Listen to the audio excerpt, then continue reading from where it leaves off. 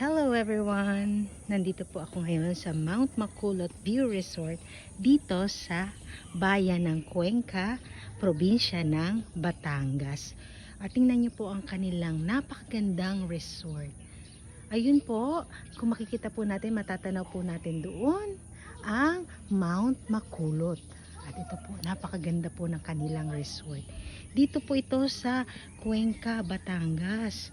Ayan po, tingnan niyo po. Samahan niyo po ako sa aking paglalakbay. Meron po sila ditong hanging bridge. Meron po silang 5 pool. At sa tingnan niyo na nga po, napaka-serene, relaxing ang kanilang place. Dito ito sa Cuenca, Batangas. Wow, ayan na po, ate yan. Umaalog-alog na ako dito sa hanging bridge. Makikita niyo po dito ang mga naggagandahang mga puno. Ayan, no? Very relaxing. This is their place po. Wow. Ayun.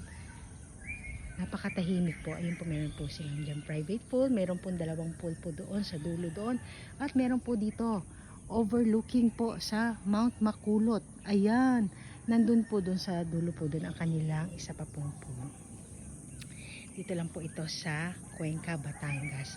At syempre napakaraming fruit bearing trees like mango, papaya, banana, ang dami, lansones, coconut.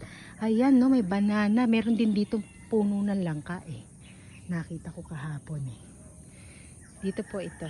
Thank you very much for watching. At sana po makarating po kayo dito sa Mount Makulot View Resort dito sa barangay, sa Cuenca, Batangas.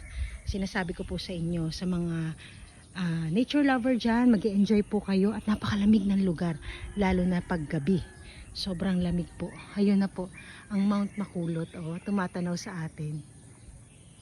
Maraming salamat po.